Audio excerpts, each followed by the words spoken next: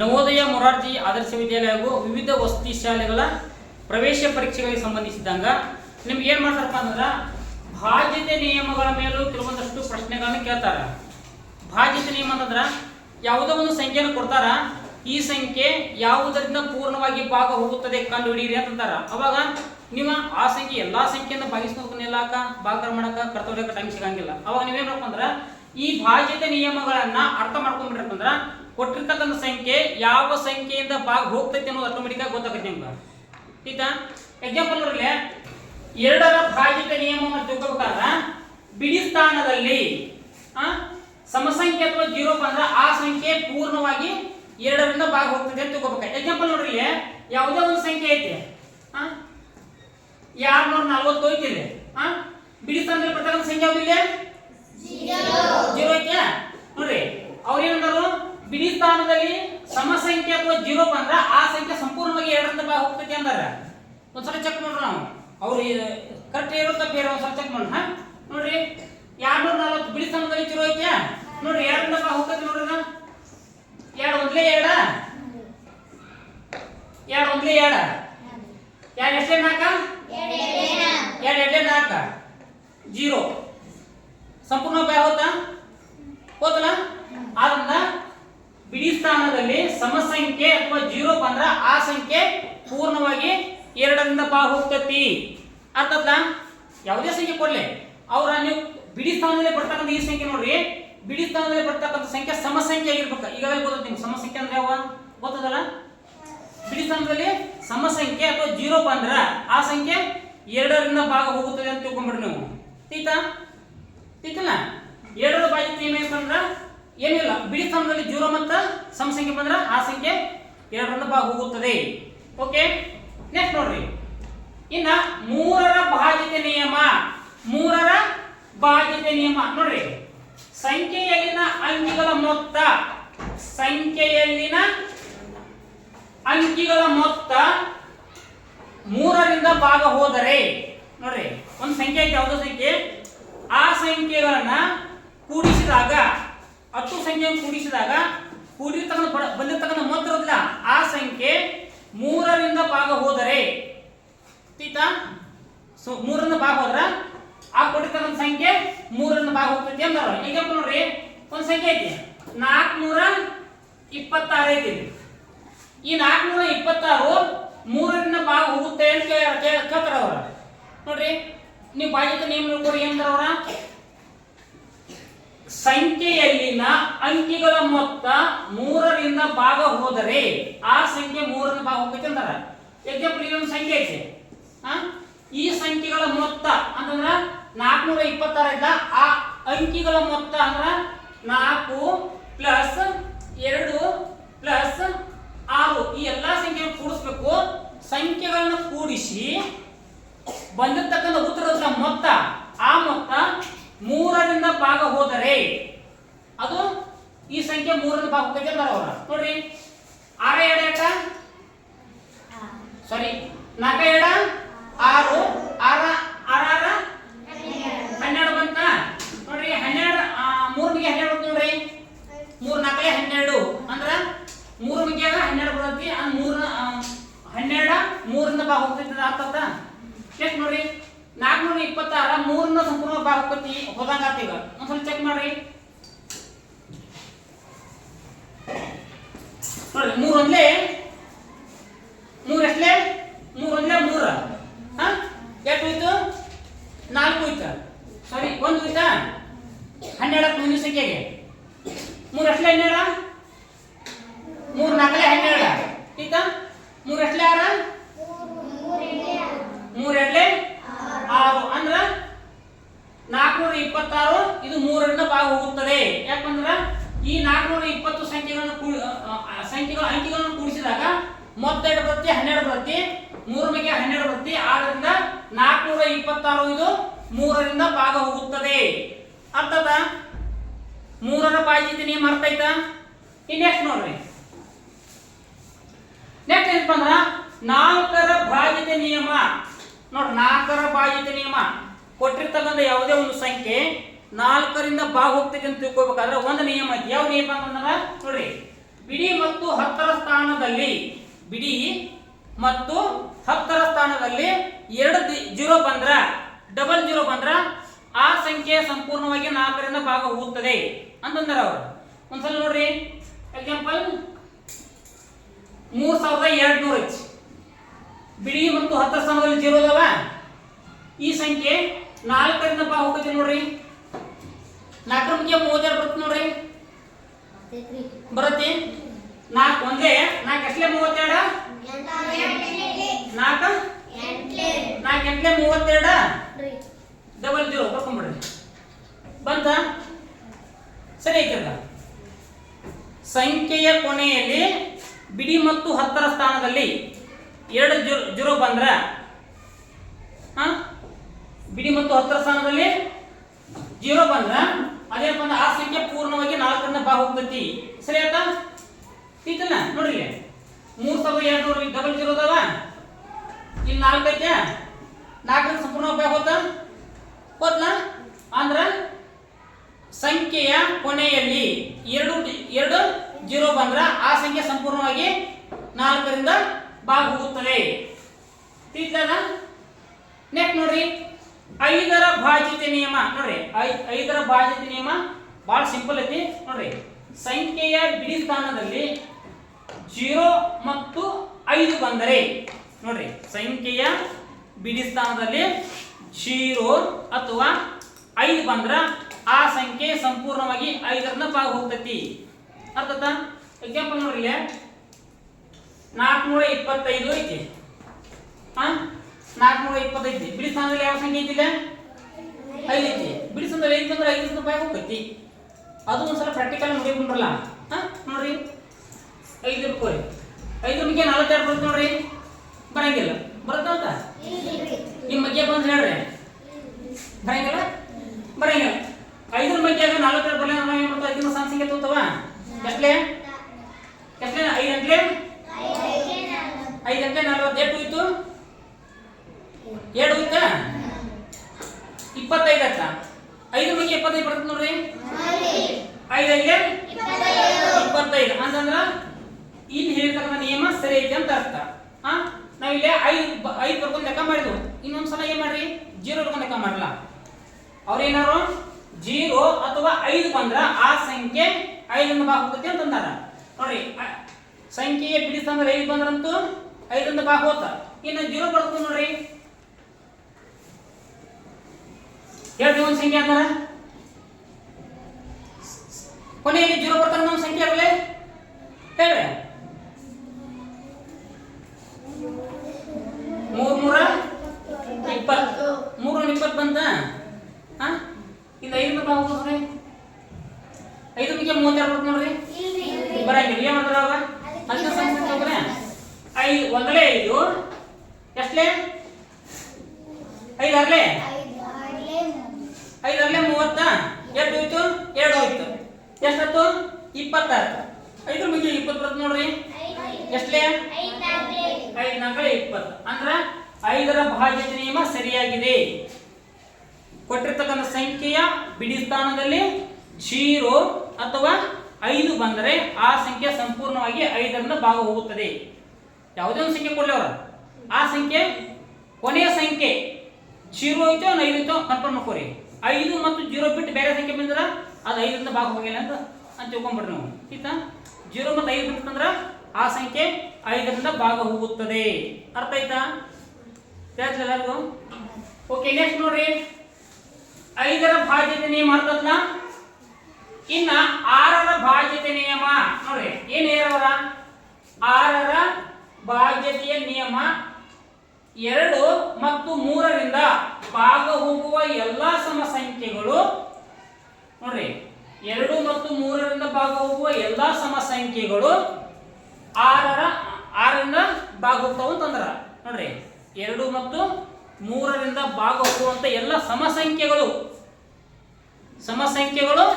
2ರಿಂದ ಭಾಗ ಹೋಗುವಂತ 6ರಿಂದ ಭಾಗ ಹೋಗುವಂತಂದ್ರ ಎಕ್ಸಾಂಪಲ್ ನೋಡ್ರಿ ಇಲ್ಲಿ 2424 ಐತಿ 2424 ಐತಿ 24 2224 2ರಿಂದ ಭಾಗ ಹೋಗೈತಿ ಯಾಕೆ ಹೋಗೈತಿ ಅದ ಬಿಡಿ ಸ್ಥಾನದಲ್ಲಿ ಏನೈತೆ ಇಲ್ಲಿ 4 ಅಂದ್ರೆ ಬಿಡಿ ಸ್ಥಾನದಲ್ಲಿ ಸಮಸಂಖ್ಯೆ ಬಂದ್ರೆ 2ರಿಂದ ಭಾಗ ಹೋಗುತ್ತೆ ಅಂತಂತಾರ ಅಂದ್ರೆ ಸರಿ ಐತಿ ಅದು. ಅವ್ರು ಏನಂದ್ರು 2 ಮತ್ತು 3ರಿಂದ ಭಾಗ ಹೋಗುವ ಎಲ್ಲಾ ಸಮಸಂಖ್ಯೆಗಳು ಅಂತಂದಾರ ಅವರು. ಇದು 2ರಿಂದ ಭಾಗ ಹೋಗುತ್ತೆ ಒಂದ್ಸಲ 6ರಿಂದ ಹೋಗೋದು ಚೆಕ್ ಮಾಡೋಣ. 6 ಒಂದೇ 6 ಗೆ 20 ಬರುತ್ತೆ ನೋಡ್ರಿ. ಎಷ್ಟಲೇ 6 4 24 ಆತ 6 ಗೆ 2 ಬರುತ್ತೆ ನೋಡ್ರಿ. ಇಲ್ಲ ಬರಂಗಿಲ್ಲ. ಅವಾಗ ಏನ್ ಮಾಡ್ರಿ ಒಂದು 0 ಕೊಡ್ರಿ. ಎಷ್ಟಾಯ್ತು 24 ಆತ.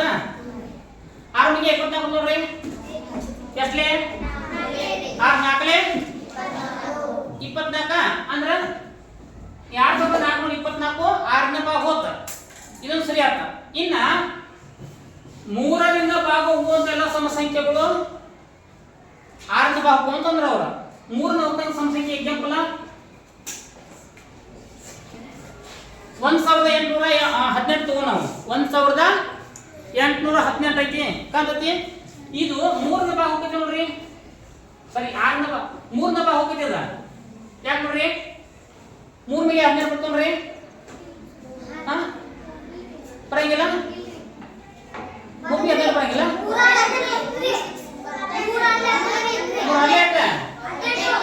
18 ಅಲ್ಲ 3 6 18 ಒಂದು 0 ಕೊಟ್ರಿ 3 6 18 ಅಂದ್ರ ಇದು 3ರಿಂದ ಭಾಗ ಹೋಗ್ತೈತಿ ಅಂತ ಅರ್ಥ. ಈಗ ನೋಡ್ರಿ ಇದು 6ರಿಂದ ಹೋಗ್ತೈತಿ ಅಂದ್ರೆ 3ರಿಂದ ಹೋಗ್ತೈತಿಪ್ಪ ಅಂದ್ರೆ 6ರಿಂದ ಹೋಗಲೇಬೇಕಾ. ಅವ್ರು ಹೇರಿಗೆ 3ರಿಂದ ಭಾಗ ಹೋಗುವ ಎಲ್ಲ ಸಮಸಂಖ್ಯೆ ಅಂತಂದಾರ ನೋಡ್ರಿ. 6 ಒಂದ್ಲೆ 6 ಗೆ 18 ಬರ್ತನ್ರಿ. ಎಷ್ಟಲೇ 6 3 18 6 ಗೆ 1 ಬರ್ತನ್ರಿ. ಬರಂಗಿಲ್ಲ. ಅವಾಗ ಏನ್ ಬರ್ತದೆ ಒಂದು 0 ಇಟ್ಕೋರಿ. ಎಷ್ಟಾಯ್ತು 18 ಅಂತ. 6 ಗೆ 18 ಬರ್ತನ್ರಿ. 6 3 18 ಅಂದ್ರ ಅವ್ರು ಹೇಳ್ತಕ್ಕಂಥ ನಿಯಮ ಸರಿ ಇದೆ. 2 ಮತ್ತು 3ರಿಂದ ಭಾಗ ಹೋಗುವ ಎಲ್ಲಾ ಸಮಸಂಖ್ಯೆಗಳು 6ರಿಂದ ಭಾಗ ಹೋಗುತ್ತವೆ. ಈಗ ಅರ್ಥ ಗೊತ್ತೇನಾ ಹೇಳ್ತಿಲ್ಲ. ಇನ್ ನೆಕ್ಸ್ಟ್ ನೋಡ್ರಿ 7 ನೋಡ್ರಿ 7ರ ಭಾಜ್ಯತೆ ನಿಯಮ ನೋಡ್ರಿ. 7ರ ಭಾಜ್ಯತೆ ನಿಯಮ ಯಾವ ರೀತಿ ನೋಡ್ರಿ. ಸಂಖ್ಯೆಯ ಕೊನೆಯ ಅಂಕಿಯ ಯಾವುದೇ ಒಂದು ಸಂಖ್ಯೆಯ ಕೊನೆಯ ಅಂಕಿಯ 2 ಪಟ್ಟನ್ನ ಉಳಿದ ಸ್ಥಾನಗಳಿಂದಾದ ಸಂಖ್ಯೆಯಲ್ಲಿ ಕಳೆದಾಗ ಉತ್ತರ 0 ಅಥವಾ 7ರ ಅಪವರ್ತ್ಯ ಬಂದ್ರ ಅದನ್ನೇನು ಅದು ಏನಪ್ಪ ಅಂದ್ರೆ 7ರಿಂದ ಭಾಗ ಹೋಗುತ್ತದೆ. ಈಗ ಫಾರ್ ಎಕ್ಸಾಂಪಲ್ ನೋಡ್ರಿ ಇಲ್ಲಿ 168 ಒಂದು ಸಂಖ್ಯೆ ಐತಿ. ಈಗ ಅವ್ರು ಏನ್ ಮಾಡ್ರು ಯಾವುದೇ ಒಂದು ಸಂಖ್ಯೆಯ ಕೊನೆಯ ಅಂಕಿ ಐತಿಲ್ಲ. ಇಲ್ಲಿ ಕೊನೆಯ ಅಂಕಿ ಐತಿಲ್ಲ 8 ಐತಾ ಐತಾ. ಈ ಸಂಖ್ಯೆ 2 ಪಟ್ಟನ್ನ 8 ಆಯ್ತಾ 16. ಈ ಕೊನೆಯ ಸಂಖ್ಯೆಯ 2 ಪಟ್ಟನ್ನು ಉಳಿದ ಸಂಖ್ಯೆ ಇದೆ 16 ಗೊತ್ತಿ. ಈ ಸಂಖ್ಯೆಯಲ್ಲಿ ಕಳೆದಾಗ ಬರ್ತಕ್ಕಂಥ ಉತ್ತರ 0 ಅಥವಾ 7ರ ಅಪವರ್ತ್ಯವಾಗಿದ್ದರೆ ಆ ಸಂಖ್ಯೆ 7ರಿಂದ ಭಾಗ ಹೋಗ್ತೈತೆ ಅಂತ ನೋಡ್ರಿ. ನೋಡ್ರಿ ಈ ಸಂಖ್ಯೆ 2 ಪಟ್ಟು ಅಂದ್ರ 8 16 ಅಂತ. ಈ 16 ಐತಿಲ್ಲ ಈ 16 ಈ 2 ಪಟ್ಟು 16 ತೆಗೆದ್ರೆ ಎಷ್ಟು ಹೋಗ್ತಿ 0 ಬಂತ ಅಂದ್ರ ಈ ನಿಯಮದ ಪ್ರಕಾರ ಕೊನೆಯಲ್ಲಿ 0 ಅಥವಾ 7ರ ಅಪವರ್ತ್ಯ ಬಂದ್ರೆ ಆ ಸಂಖ್ಯೆ 7ರಿಂದ ಭಾಗ ಹೋಗುತ್ತೆ ಅಂತ ಅಂದ್ರ. ಈಗ ಅಂದ್ರ ಇದ್ರ ಪ್ರಕಾರ ಏನಪ್ಪ ಅಂದ್ರ 168 ಇದು 7ರಿಂದ ಭಾಗ ಹೋಗ್ತೈತಿ ಅಂತ ಅರ್ಥ. ಹೋಗ್ತೀನಿ ಒಂದ್ಸಲ ಚೆಕ್ ಮಾಡ್ರಿ. 7 ಗೆ 16 ಬರ್ತದೆ ನೋಡ್ರಿ. 7 ಒಂದೇ 7 2 14 ಎಷ್ಟು ಹೋಯ್ತು 14 14 ಕರೆಕ್ಟ್ ಹೋಯ್ತಾ 2 ಹೋಯ್ತಾ. ಎಷ್ಟಾಯ್ತು 28 ಆತ. 7 ಗೆ 28 ಬರ್ತದೆ ನೋಡ್ರಿ. 7 3 21 7 4 28 ಅಂತಂದ್ರ ಈ ನಿಯಮ ಸರಿ ಇದೆ ನೋಡ್ರಿ. ತಿಳ್ತದ ಯಾವುದೇ ಒಂದು ಸಂಖ್ಯೆಯ ಕೊನೆಯ ಸಂಖ್ಯೆಯ 2 ಪಟ್ಟು ಮತ್ತು ಉಳಿದ ಸಂಖ್ಯೆಯಲ್ಲಿ ಕಳೆದಾಗ ಬರ್ತಕ್ಕಂಥ ಮೊತ್ತ ವ್ಯತ್ಯಾಸ 0 ಅಥವಾ 7ರ ಅಪವರ್ತ್ಯ ಆದ್ರೆ ಆ ಸಂಖ್ಯೆ 7ರಿಂದ ಸಂಪೂರ್ಣವಾಗಿ ಭಾಗ ಹೋಗ್ತೈತಿ. ಸರಿ ಇದ್ದದ ಅರ್ಥದ ನೋಡಿ ಎಂಟರ ಬಾಧ್ಯತೆ ನಿಯಮ ಏನ್ ಹೇಳ್ತಪ್ಪ ಅಂದ್ರ ಬಿಡಿ 10 100ರ ಸ್ಥಾನಗಳಲ್ಲಿ 3 0ಗಳು ಬಂದರೆ 3 0 ಬಂದ್ರೆ ಅಥವಾ ಕೊನೆಯ ಅಂಕಿಗಳ ಸಂಖ್ಯೆ 8 ಆದ್ರ ಕೊನೆಯ ಅಂಕಿಗಳ ಸಂಖ್ಯೆ 8 ಆದ್ರ 8ರಿಂದ ಭಾಗ ಆದ್ರ ಕೊನೆಯ ಅಂಕಿಗಳ ಸಂಖ್ಯೆ 8ರಿಂದ ಭಾಗ ಆದ್ರ ಆ ಸಂಖ್ಯೆ 8ರಿಂದ ಭಾಗ ಹೋಗ್ತೈತಿ ಅಂದ್ರೆ ಅವರ ನೋಡ್ರಿ ಈ ಫಸ್ಟ್ ನೇಮ್ ನೋಡ್ಕೊರಿ ಕೊನೆಯಲ್ಲಿ 3 0ಗಳು ಬಂದ್ರೆ ಅಂತಂದ್ರ ಅವರ ನಾವು ಯಾವ್ದೋ ಸಂಖ್ಯೆ ಬರ್ಕೋಣ ಎಕ್ಸಾಂಪಲ್ ನೋಡ್ರಿ ಒಂದು 3000 ಬರ್ಕೋಣ ನಾವು ಬರ್ಕೊಂಡ್ರಿ 3000 ಕೊನೆಯಲ್ಲಿ 3 ಬಂದು ನೋಡ್ರಿ ಇದು 8ರಿಂದ ಭಾಗ ಹೋಗ್ತೈತಿ ಅಂದ್ರೆ ಅವ್ರು ನೋಡಿ ಒಂದ್ಸಲ ನೋಡ್ರಿ 8 ಒಂದೇ ಅಂತ 8 ಗೆ 30 ಬರುತ್ತೆ ನೋಡ್ರಿ ಬರಂಗಿಲ್ಲ 8 1 8 2 3 24 8 32 ಬಂತ 8 1 8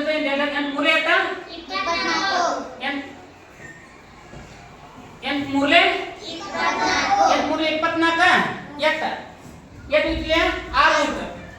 8 ಮಗೆ 60 ಬರುತ್ತೆ ನೋಡ್ರಿ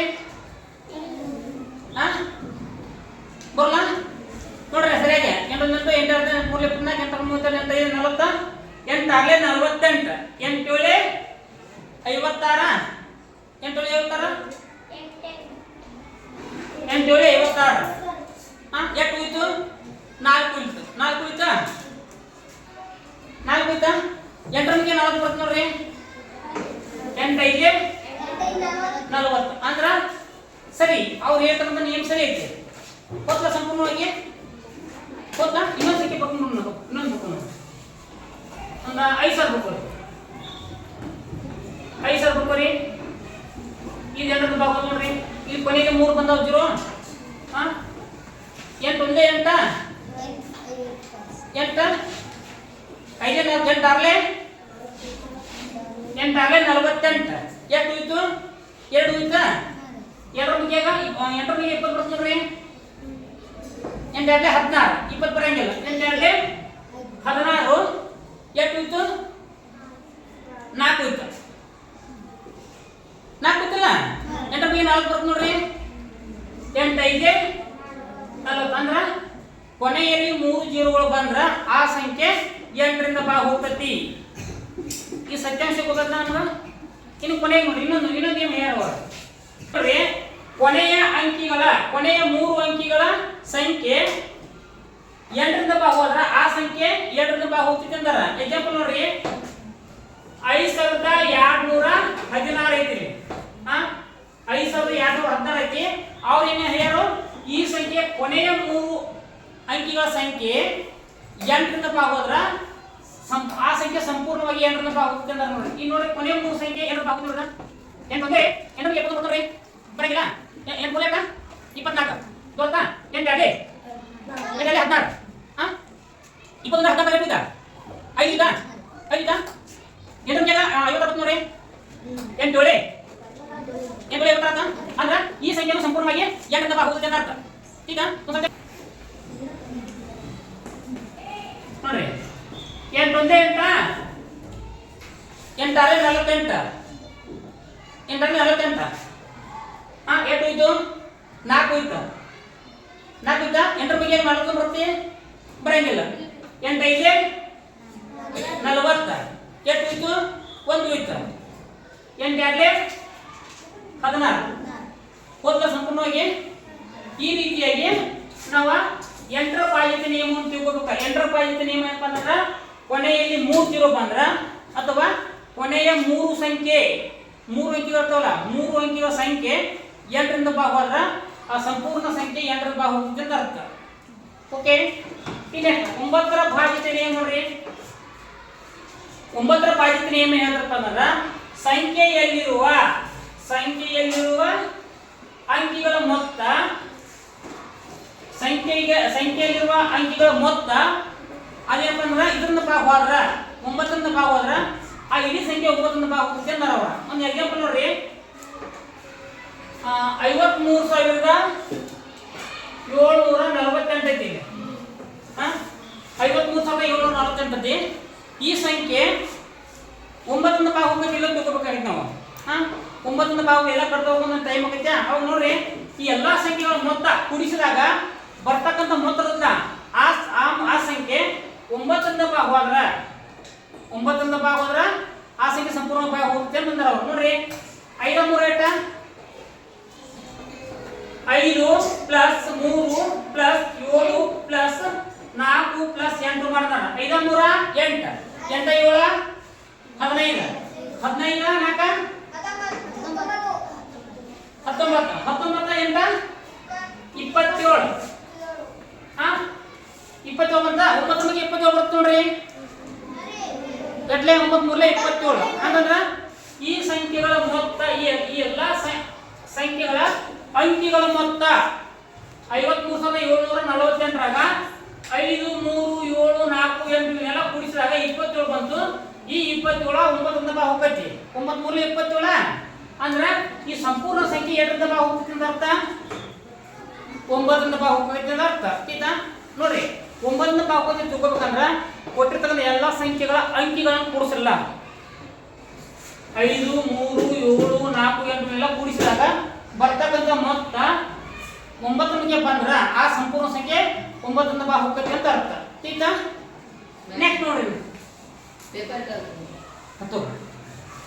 ಇನ್ಯಾಕ್ ನೋಡ್ರಿ ಇನ್ನ 10ರ ಭಾಗಿತ ನಿಯಮ ಅಂತಂದ್ರ ಅವ್ರ 10ರ ಭಾಗಿತ ನಿಯಮ ಇದು ಈಜಿ ಐತಿ ಸಂಖ್ಯೆಯ ಬಿಡಿ ಸ್ಥಾನದಲ್ಲಿರುವ ಸಂಖ್ಯೆ 0 ಆದ್ರ ಯಾವುದೇ ಒಂದು ಸಂಖ್ಯೆ ಎಕ್ಸಾಂಪಲ್ ನೋಡ್ರಿ 2320 ಕೊನೆಯಲ್ಲಿ ಬರ್ತಕ್ಕಂಥ ಸಂಖ್ಯೆ ಬಿಡಿ ಸ್ಥಾನದಲ್ಲಿ ಬರ್ತಕ್ಕಂಥ ಸಂಖ್ಯೆ 0 ಇತ್ತು ಅಂತಂದ್ರ ಆ ಇಡೀ ಸಂಪೂರ್ಣ ಸಂಖ್ಯೆ 10ರಿಂದ ಭಾಗ ಹೋಗ್ತೈತಿ ಅಂತ ಅರ್ಥ ನೋಡ್ರಿ 10ರಿಂದ ಭಾಗ ಹೋಗ್ತದೆ ನೋಡ್ರಿ 10 1 10 2 20 3 ಇತ್ತು 10 3 30 2 ಇತ್ತು 10 2 20 ಅಂದ್ರೆ ಸಂಪೂರ್ಣ ಭಾಗ ಹೋಗ್ತೈತ ಈ ರೀತಿಯಾಗಿ ನಾವು ಏನ್ ಮಾಡಬೇಕು ಅಂದ್ರೆ ಭಾಗಿತ ನಿಯಮಗಳನ್ನ ತಿಳ್ಕೋಬೇಕಾಗ್ತದ. ಆಯ್ತಾ? Any doubt?